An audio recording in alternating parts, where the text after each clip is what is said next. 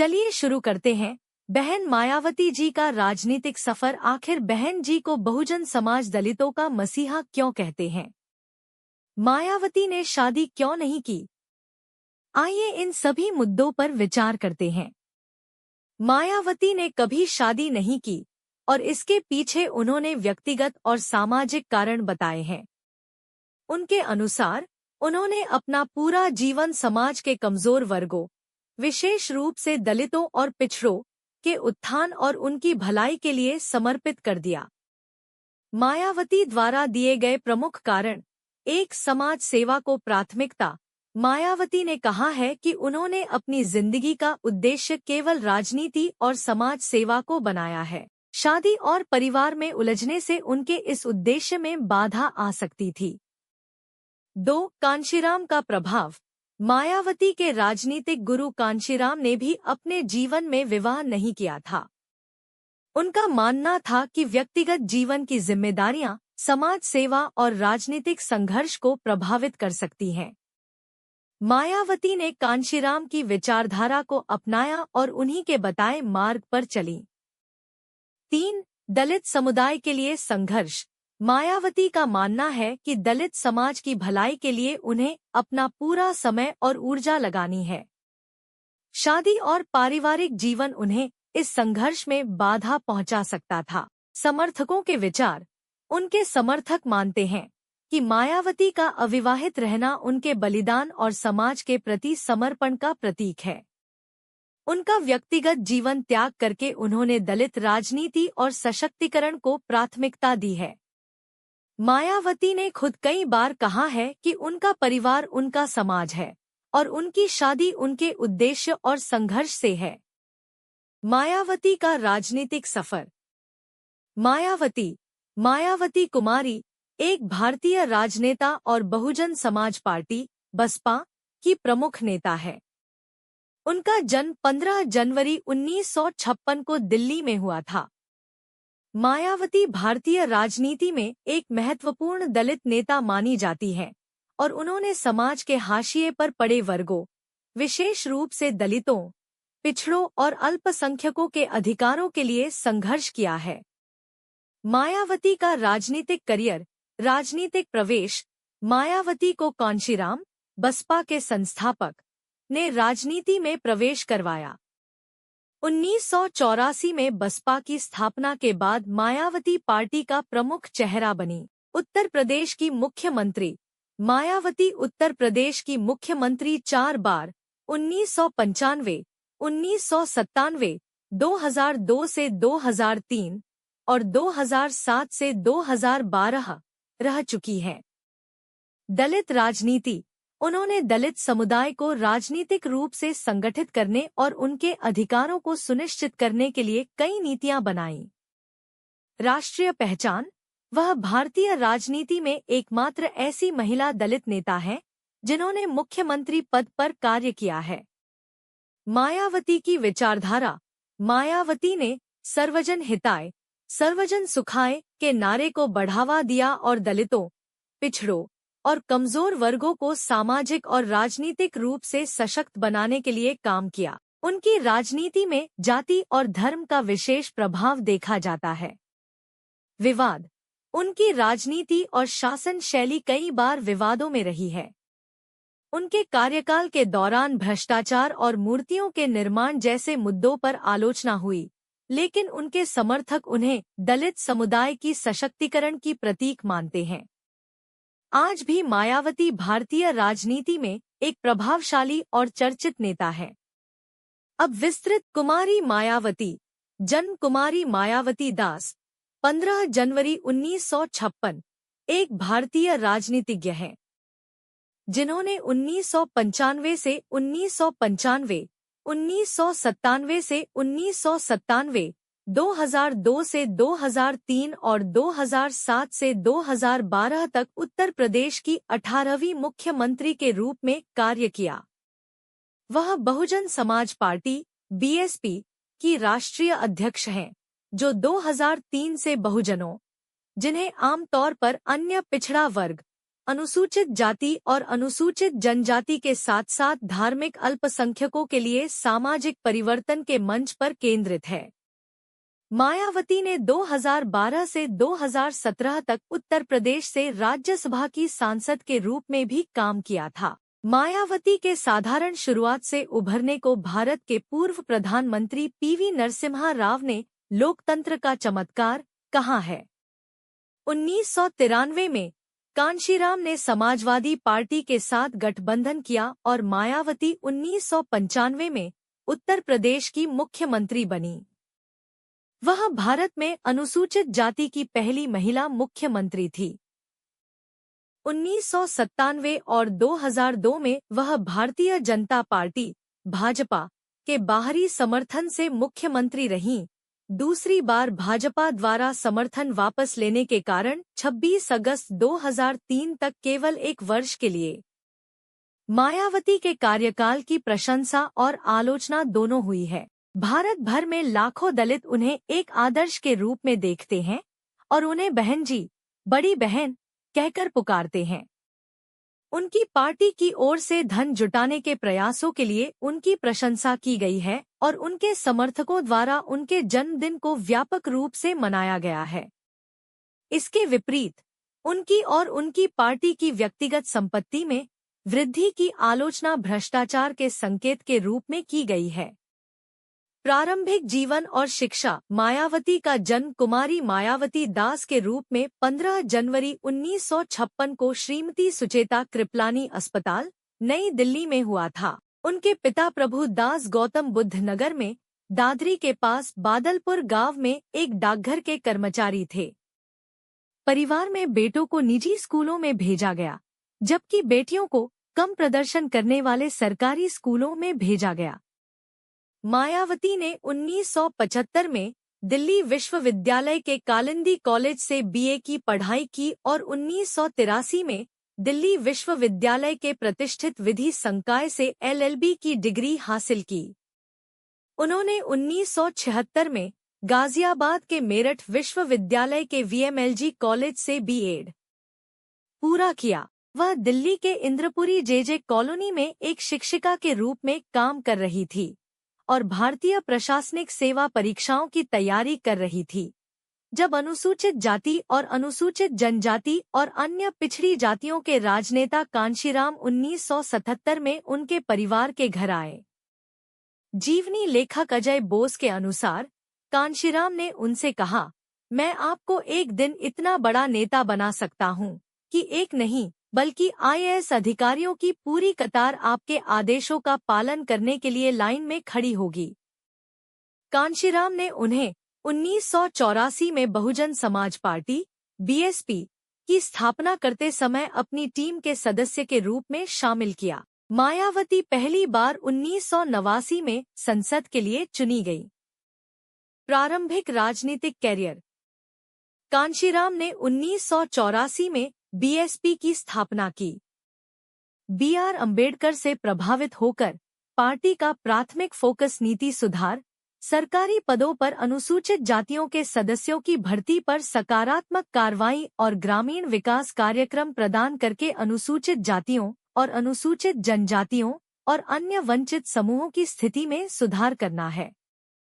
भारत में आरक्षण एक ऐसी प्रणाली है जिसके तहत विश्वविद्यालयों में सरकारी पदों और सीटों का 1% पिछड़े वर्गों और अनुसूचित जातियों और जनजातियों के लिए आरक्षित है। अपने पूरे राजनीतिक जीवन के दौरान मायावती ने कोटा में वृद्धि और धार्मिक अल्पसंख्यकों और आर्थिक रूप से कमजोर उच्च जातियों जैसे अधिक समुदायों को शामिल करने के साथ पिछड़े वर्गों के लिए सरकारी और निजी दोनों क्षेत्रों में आरक्षण का समर्थन किया।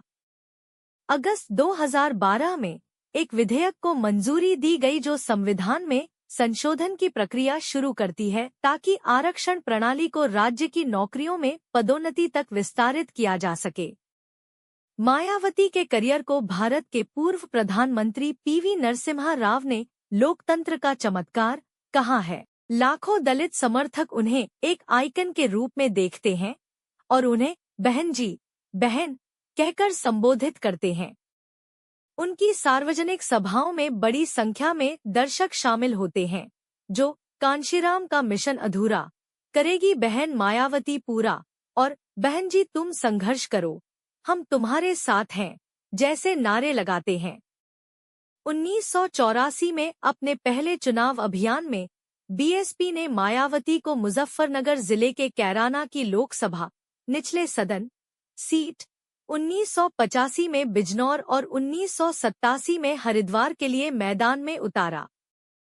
1989 में वे 183 वोटों के साथ बिजनौर के प्रतिनिधि के रूप में चुनी गईं, जिसमें उन्होंने 8,879 वोटों से जीत हासिल की। हालांकि बीएसपी सदन पर नियंत्रण नहीं जीत पाई, लेकिन चुनावी अनुभव ने अगले 5 वर्षों में मायावती के लिए काफी सक्रियता पैदा की, क्योंकि उन्होंने महसूद अहमद और अन्य आयोजकों के साथ काम किया। पार्टी ने 1989 के राष्ट्रीय चुनाव में 3 सीटें जीतीं और 1991 में 2 सीटें। मायावती पहली बार 1994 में उत्तर प्रदेश यूपी के राज्यसभा उच्च सदन के लिए चुनी गईं। 1995 में वह अपनी पार्टी के प्रमुख के रूप में एक अल्पकालिक गठबंधन सरकार में मुख्यमंत्री बनी, जो उस समय तक राज्य के इतिहास में सबसे कम उम्र की मुख्यमंत्री थी और भारत में पहली महिला दलित मुख्यमंत्री थी। उन्होंने 1996 में 2 अलग-अलग निर्वाचन क्षेत्रों से लोकसभा का चुनाव जीता और हरौरा से सेवा करने का विकल्प चुना। वह 1997 में फिर से थोड़े समय के लिए और फिर 2002 से 2003 तक भारतीय जनता पार्टी के साथ गठबंधन में मुख्यमंत्री बनी। 2001 में कांशीराम ने उन्हें पार्टी नेतृत्व के लिए अपना उत्तराधिकारी नामित किया। 15 दिसंबर 2001 को लखनऊ में एक रैली के दौरान अपने संबोधन में कांशीराम ने मायावती को अपना उत्तराधिकारी नामित किया। वह 18 सितंबर 2003 को अपने पहले कार्यकाल के लिए बसपा की राष्ट्रीय अध्यक्ष चुनी गई। वह 27 अगस्त 2006 को लगातार दूसरी बार निर्विरोध चुनी गई। उत्तर प्रदेश के मुख्यमंत्री के रूप में मायावती ने कुशल शासन और कानून और व्यवस्था को बढ़ावा देने के लिए ख्याति प्राप्त की, विपक्षी दलों और अन्य प्रतिद्वंद्वियों से भी प्रशंसा प्राप्त की। 2007 में भूमि हड़पने के एक मामले में आरोपी उनकी ही राजनीतिक पार्टी के सांसद उमाकांत यादव को उनके आदेश पर उनके आवास के पास से गिरफ्तार किया गया था। सितंबर से अक्टूबर 2010 के दौरान अयोध्या के फैसले के समय उनकी सरकार ने कानून और व्यवस्था बनाए रखी और राज्य शांतिपूर्ण रहा। उनके कार्यकाल के दौरान कई हाई प्रोफाइल अपराधियों और माफिया डॉनों को जेल में डाला गया था। उन्होंने बलात्कार विरोधी सख्त कानून बनाने की मांग की। पिछली या बाद की सरकारों की तुलना में उनके कार्यकाल में कम दंगे, सबसे कम बलात्कार और सबसे कम भ्रष्टाचार हुआ। 2007 से 2012 की विधानसभा में केवल 124 विधायक करोड़पति थे, जबकि 2012 में चुनी गई लगातार विधानसभाओं में 271 विधायक करोड़पति थे। उत्तर प्रदेश ने पिछली और बाद की सरकारों की तुलना में मायावती शासन के तहत 17% की उच्च जीडीपी विकास दर और कम अपराध हासिल किए। पहला कार्यकाल 1995। मायावती पहली बार 3 जून 1995 से 18 अक्टूबर 1995 तक भाजपा के समर्थन से मुख्यमंत्री रहीं। इस कार्यकाल के दौरान अंबेडकर नगर और उधम सिंह नगर जिले के नए जिले बनाए गए। दूसरा कार्यकाल 1997। उनका दूसरा कार्यकाल 21 मार्च 1997 से 20 सितंबर 1997 तक था। उनकी सरकार के तहत एक अभियान में हजारों भूमिहीन निवासियों को पट्टे या ग्राम सभा की भूमि आवंटित की गई। अप्रैल 1997 में उन्होंने गाजियाबाद जिले से गौतम बुद्ध नगर जिला बनाया, कौशाम्बी जिले को इलाहाबाद जिले से अलग किया गया और ज्योतिबा फुले नगर जिला, जिसे अब अमरोहा जिला कहा जाता है, मुरादाबाद जिले से अलग किया गया। मई 1997 में महामाया नगर जिला, जिसे अब हाथरस जिला कहा जाता है, अलीगढ़ जिले से बनाया गया और बांदा जिले को बांदा और छत्रपति शाहूजी महाराज नगर में विभाजित किया गया। मायावती ने नौकरशाहों के साथ समीक्षा बैठकें की और 127 अधिकारियों को निलंबित कर दिया।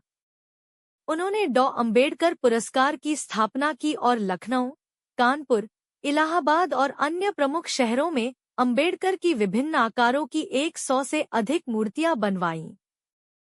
तीसरा कार्यकाल। उनका तीसरा कार्यकाल 3 मई 2002 से 26 अगस्त 2003 तक था, जिसमें उन्हें भाजपा का समर्थन प्राप्त था। उन्होंने संभागीय आयुक्तों और जिला मजिस्ट्रेटों सहित 12 आईएएस अधिकारियों को निलंबित कर दिया। कानून और व्यवस्था बनाए रखने में विफल रहने के लिए 6 आईपीएस अधिकारियों को निलंबित कर दिया गया, जबकि 24 अधिकारियों को सुधरने की चेतावनी दी गई। उन्होंने 511 एकड़ गौतम बुद्ध विश्वविद्यालय शुरू किया।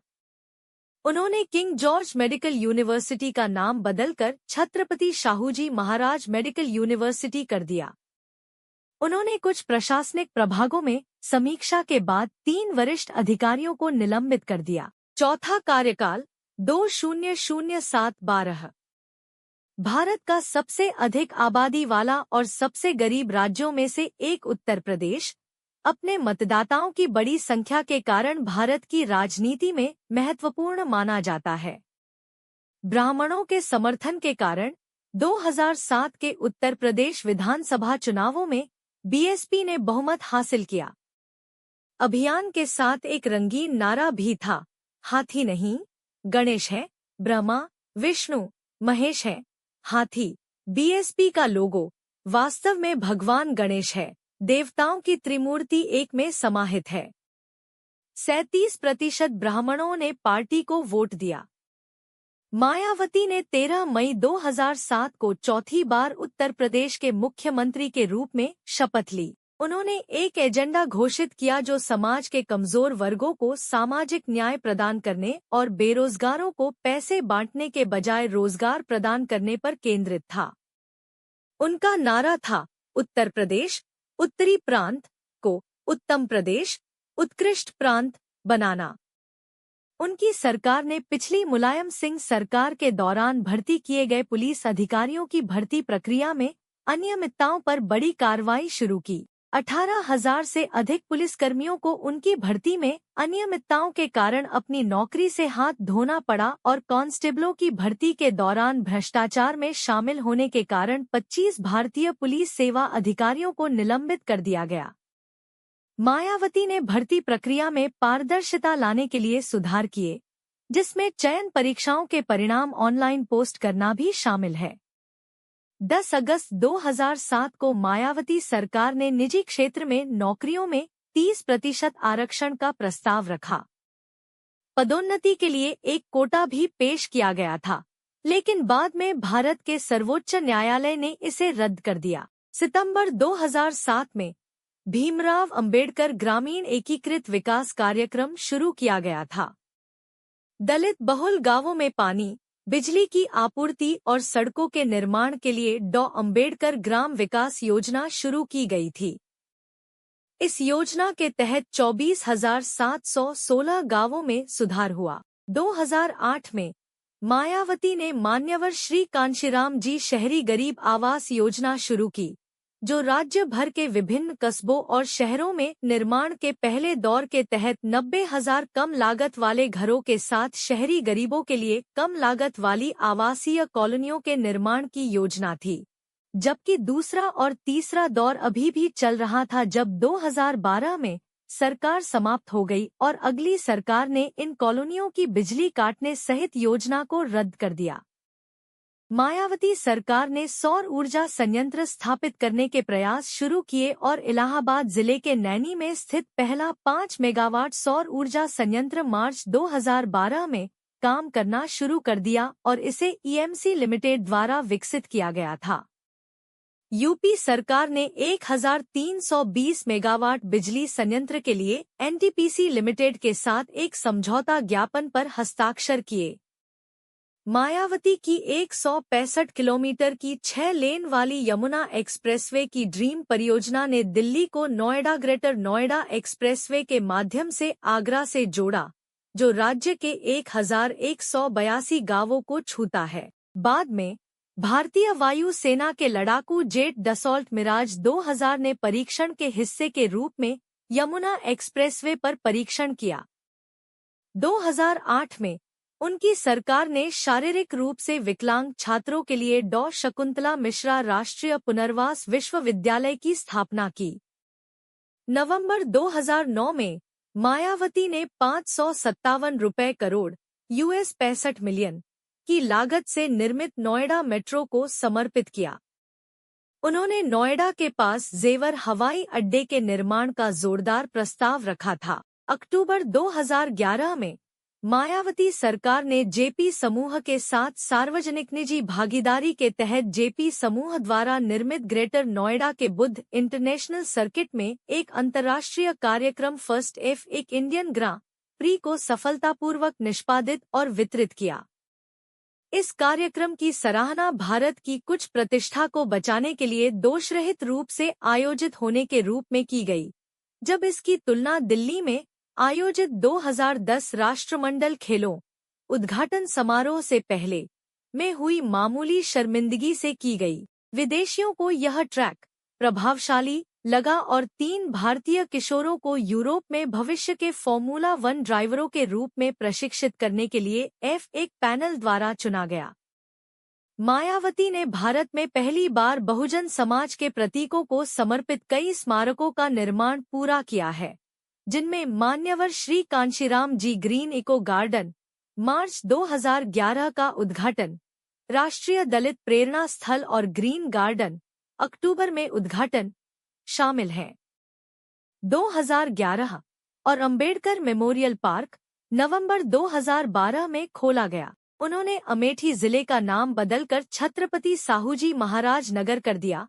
कानपुर देहात का नाम रामबाई नगर, संभल का नाम भीम नगर, शामली का नाम प्रबुद्ध नगर, हापुड़ का नाम पंचशील नगर, कासगंज का नाम कांशीराम नगर, हाथरस का नाम महामाया नगर और अमरोहा का नाम बदलकर जेपी नगर कर दिया। मायावती ने अपने कार्यकाल के दौरान सभी आयुक्तों और जिलाधिकारियों को निर्देश दिया था कि वे विशेष अभियान चलाकर समाज के कमजोर वर्गों को 3 एकड़ जमीन के टुकड़े या पट्टे वितरित करें। पट्टों पर अवैध कब्जे करने वालों को उनसे बेदखल किया जाए और पट्टों की नियमित निगरानी करके पात्र गरीबों की पहचान की जाए और विभिन्न विकास और लोक कल्याण कार्यक्रमों का स्थलीय सत्यापन करके माफियाओं और बाहुबलियों के खिलाफ सख्त कार्रवाई की जाए। 2010 में अनुसूचित जाति और अनुसूचित जनजाति समुदायों के 5,596 लोगों को 1054.879 हेक्टेयर कृषि भूमि आवंटित की गई थी। एक विशेष अभियान में 74 एफआईआर दर्ज की गईं और 88 लोगों को कृषि भूमि से अवैध कब्जे के लिए गिरफ्तार किया गया। चीनी सूचना सेवा SMS और IVRS सुविधा द्वारा समर्थित एक मॉडल वेबसाइट विकसित की गई। मायावती ने लखनऊ में 63 रुपये 50 पैसे करोड़ US 7.4 मिलियन की लागत से 286 बिस्तरों वाला सुपर स्पेशलिटी शताब्दी अस्पताल और CSMMU में 50 बिस्तरों वाला क्रिटिकल केयर यूनिट समर्पित किया और डॉक्टरों के वेतन में वृद्धि की।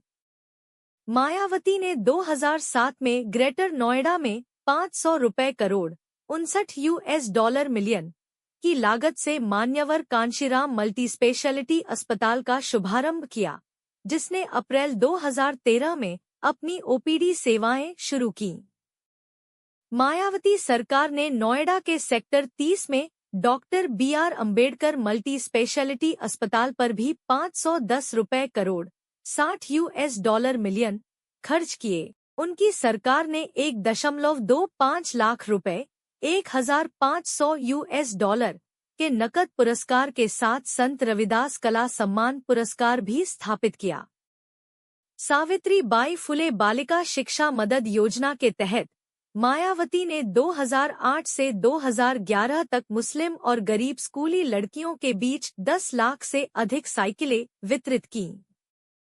2007 में सत्ता में आने के बाद मायावती ने 2007, मार्च 2008 और दिसंबर 2009 में उत्तर प्रदेश को 4 अलग-अलग राज्यों में विभाजित करने के संबंध में प्रधानमंत्री को पत्र लिखे। अंततः 15 नवंबर 2011 को मायावती की कैबिनेट ने बेहतर प्रशासन और शासन के लिए उत्तर प्रदेश को 4 अलग-अलग राज्यों पश्चिम प्रदेश, अवध प्रदेश, बुंदेलखंड और पूर्वांचल में विभाजित करने को मंजूरी दे दी। 6 मार्च 2012 को बहुजन समाज पार्टी ने समाजवादी पार्टी के हाथों अपना बहुमत खो दिया और मायावती ने अगले दिन उत्तर प्रदेश के राज्यपाल को अपना इस्तीफा सौंप दिया, जिससे वह पद पर 5 साल पूरे करने वाली पहली मुख्यमंत्री बन गईं। 13 मार्च 2012 को उन्होंने राज्यसभा के लिए नामांकन पत्र दाखिल किया और 22 मार्च को उन्हें निर्विरोध निर्वाचित घोषित किया गया। बाद का कैरियर। वह 30 अगस्त 2014 को तीसरे कार्यकाल के लिए बीएसपी अध्यक्ष चुनी गईं और 28 अगस्त 2019 को चौथे कार्यकाल के लिए चुनी गईं।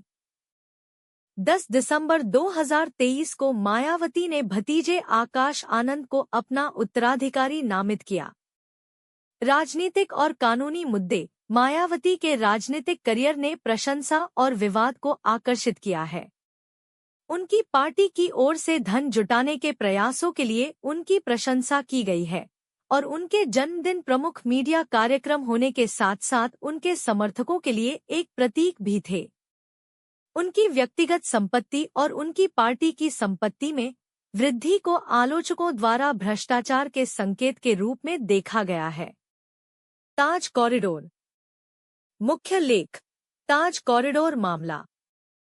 2002 में उत्तर प्रदेश सरकार ने ताज हेरिटेज कॉरिडोर में बुनियादी ढांचे में सुधार शुरू किया, जो आगरा का महत्वपूर्ण पर्यटन क्षेत्र है, जिसमें ताजमहल भी शामिल है। परियोजना जल्द ही समस्याओं से घिर गई, जिसमें पर्यावरण अधिकारियों को आवश्यक विस्तृत परियोजना रिपोर्ट प्रस्तुत किए बिना परियोजना के लिए धन जारी करना शामिल था। वित्तीय अनियमितताओं का संदेह होने पर केंद्रीय जांच ब्यूरो (सीबीआई) ने मायावती सहित 12 आवासों पर छापे मारे।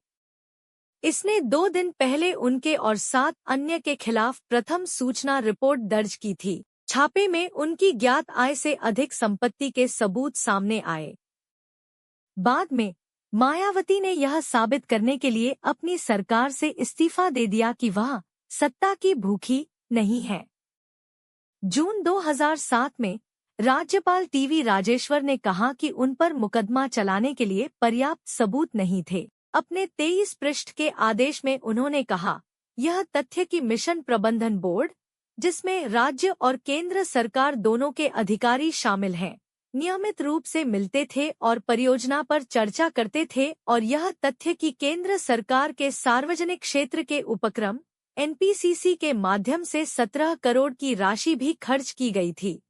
यह सब दिखाता है कि मायावती और मंत्री पर जिन गंभीर अपराधों का आरोप लगाया गया था, वे जांच के दायरे में नहीं आते। अधिवक्ताओं ने राज्यपाल के फैसले को अदालत में चुनौती दी, लेकिन वे असफल रहे। सुप्रीम कोर्ट ने सीबीआई की याचिका को खारिज कर दिया और राज्यपाल को उन पर मुकदमा चलाने का निर्देश देने से इनकार कर दिया। ताज कॉरिडोर मामले को मुकदमे में जाने से पहले ही प्रभावी रूप से समाप्त कर दिया गया। आय से अधिक संपत्ति मामला। 200708 के कर निर्धारण वर्ष में मायावती ने 26 रुपए करोड़ का आयकर चुकाया, जो देश के शीर्ष 20 करदाताओं में से एक है।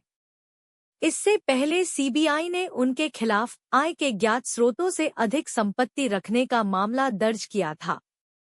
मायावती ने अपने खिलाफ सीबीआई जांच को अवैध बताया। उनकी पार्टी ने दावा किया कि उनकी आय पार्टी कार्यकर्ताओं और समर्थकों द्वारा दिए गए उपहारों और छोटे योगदानों से आती है।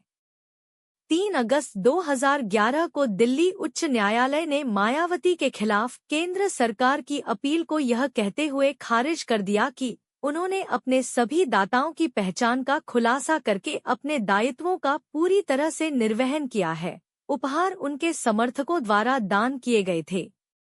केंद्र सरकार ने सर्वोच्च न्यायालय में अपील दायर नहीं करने का निर्णय लिया। 13 मार्च 2012 को मायावती ने राज्यसभा के लिए अपने नामांकन पत्र के साथ दायर हलफनामे में 111 रुपये 26 पैसे करोड़ की संपत्ति का खुलासा किया। आय से अधिक संपत्ति का मामला आखिरकार 6 जुलाई 2012 को 9 साल बाद न्यायमूर्ति पी सदाशिवम और दीपक मिश्रा की सर्वोच्च न्यायालय की पीठ ने खारिज कर दिया। अदालत ने पाया कि मामला अनुचित था। अभियोजन निदेशालय से प्राप्त राय के आधार पर सीबीआई ने अपील दायर नहीं करने का निर्णय लिया। 4 अक्टूबर 2012 को कमलेश वर्मा द्वारा एक समीक्षा याचिका दायर की गई थी, जिसमें कहा गया था कि मामले को केवल तकनीकी आधार पर खारिज कर दिया गया था और सबूतों की पर्याप्त समीक्षा नहीं की गई थी।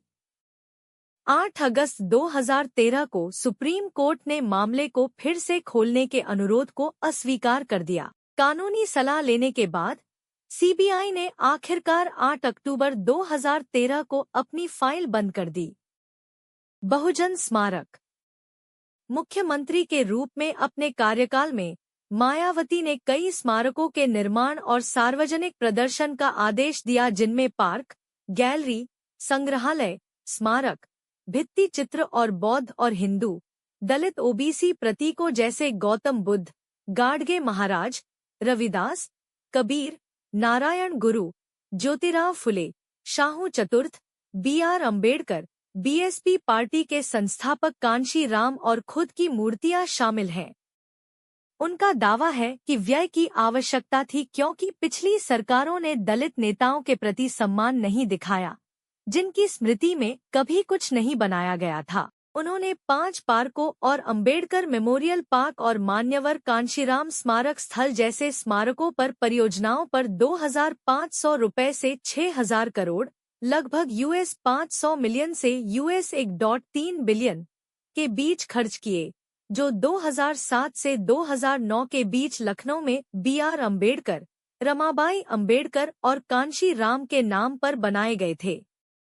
भारत के नियंत्रक और महालेखा परीक्षक ने बताया कि स्मारकों के निर्माण पर 66 रुपए करोड़, लगभग यूएस 12 मिलियन की अत्यधिक लागत आई थी। फरवरी 2010 में मायावती की सरकार ने मूर्तियों की सुरक्षा के लिए एक विशेष पुलिस बल की योजना को मंजूरी दी, क्योंकि उन्हें डर था कि उनके राजनीतिक विरोधी उन्हें ध्वस्त कर सकते हैं। दिसंबर 2010 में उनकी सरकार को योजना के एक हिस्से को जारी रखने की अनुमति मिली, अर्थात अंबेडकर मेमोरियल पार्क का रखरखाव और पूरा करना। सुप्रीम कोर्ट के मौजूदा स्थगन के बावजूद अक्टूबर 2011 में मायावती ने 685 रुपए करोड़ की लागत से निर्मित राष्ट्रीय दलित प्रेरणा स्थल और ग्रीन गार्डन का उद्घाटन किया।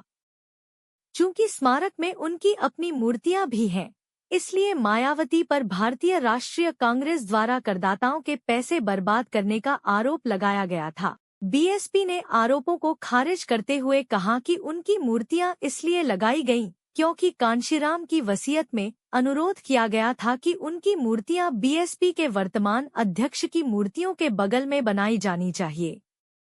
मायावती ने कांग्रेस पर दलित विरोधी होने का आरोप लगाया। जनवरी 2012 में चुनाव आयोग ने आदेश दिया कि मायावती की सभी मूर्तियों के साथ साथ हाथियों, बहुजन समाज पार्टी का प्रतीक की हाल की मूर्तियों को फरवरी के उत्तर प्रदेश चुनाव के बाद तक ढक दिया जाना चाहिए।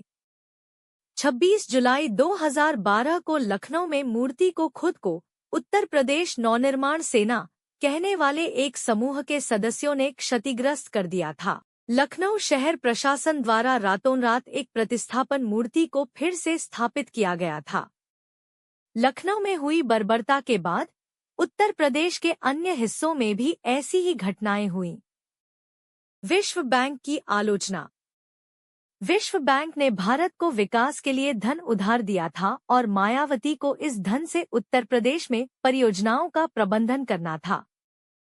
परियोजनाएं पूर्व नियोजित और समय पर थी, लेकिन मायावती सरकार ने ऐसे बदलाव किए जिससे परियोजनाएं समय से पीछे हो गई, जिसमें ग्रामीण पदों पर उच्च जाति के प्रबंधकों को तेजी से स्थानांतरित करना शामिल था।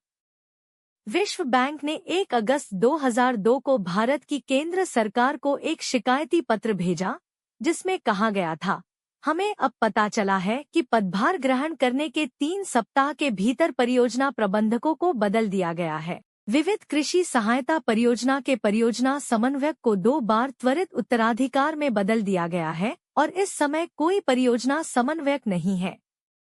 वानिकी परियोजना में पिछले 6 महीनों में कई बदलाव किए गए हैं। इस तरह के घटनाक्रम इन समयबद्ध परियोजनाओं के लिए अच्छे नहीं हैं, जिन्हें लगातार अच्छे नेतृत्व की आवश्यकता होती है। मायावती ने शुरू में यह कहकर जवाब दिया कि पत्र फर्जी था और बाद में कहा कि गलतफहमी हो गई थी। फिर उन्होंने आरोपों के जवाब में तबादलों की संख्या कम कर दी, नए पदों का सृजन रोक दिया और फर्नीचर और वाहनों पर सरकारी खर्च के स्तर को अस्थायी रूप से कम कर दिया। इन उपायों के लागू होने के बाद भी विश्व बैंक ने भ्रष्टाचार के स्तर की आलोचना जारी रखी। धारित पद। कुमारी मायावती 3 बार राज्यसभा सांसद और 4 बार लोकसभा सांसद चुनी गई है।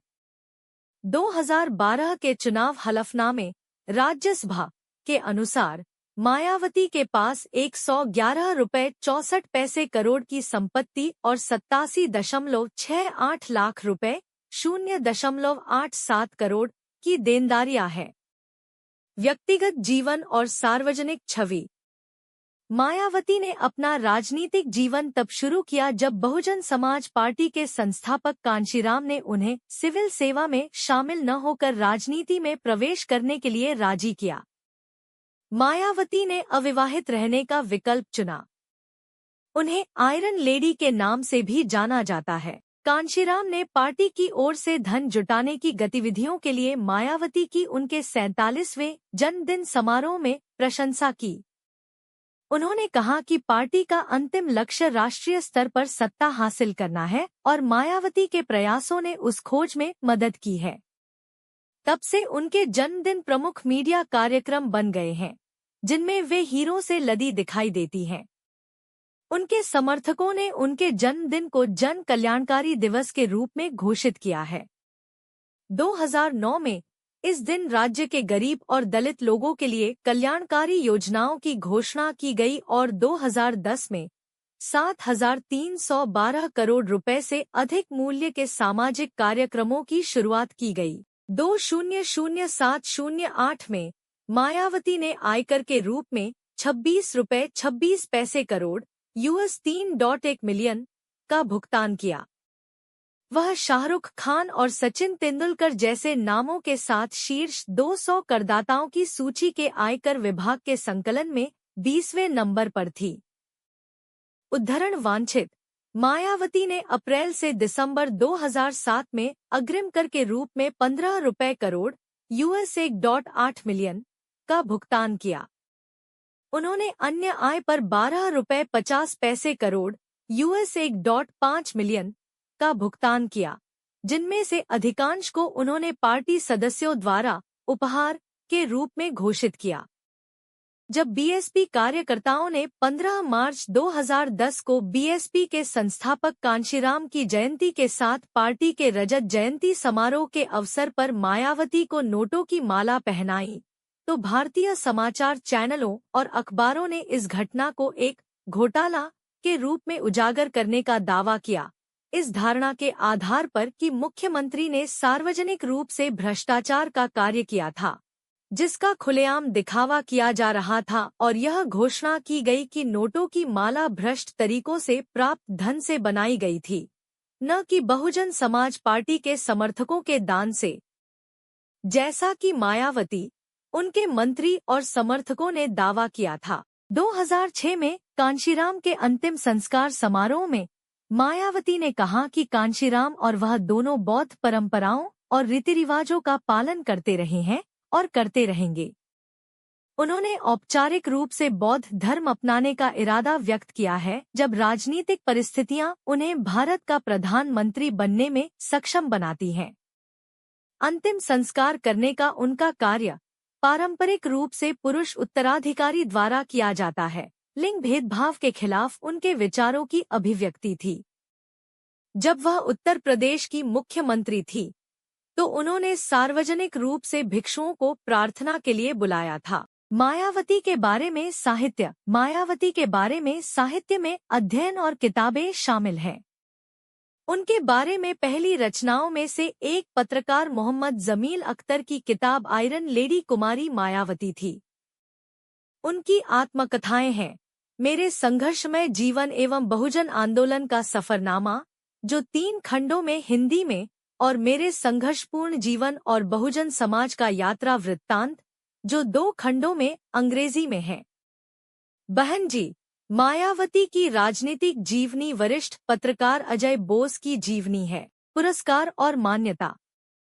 2003 में मुख्यमंत्री के रूप में मायावती को पोलियो उन्मूलन में उनकी पहल के लिए यूनिसेफ, विश्व स्वास्थ्य संगठन और रोटरी इंटरनेशनल द्वारा पॉल हैरिस फेलो पुरस्कार से सम्मानित किया गया था। मायावती को राजर्षि शाहू मेमोरियल ट्रस्ट द्वारा राजर्षि शाहू पुरस्कार से भी सम्मानित किया गया था। 2008 में फोर्ब्स ने मायावती को दुनिया की 100 सबसे शक्तिशाली महिलाओं की सूची में 59वें स्थान पर शामिल किया। वह 2007 में न्यूज़वीक की शीर्ष महिला उपलब्धि सूची में शामिल हुई। 2009 में न्यूज़वीक के एक लेख में उन्हें भारत का बराक ओबामा और प्रधानमंत्री के लिए एक संभावित उम्मीदवार बताया गया। टाइम पत्रिका ने मायावती को 2007 के लिए भारत की 15 सबसे प्रभावशाली सूची में शामिल किया।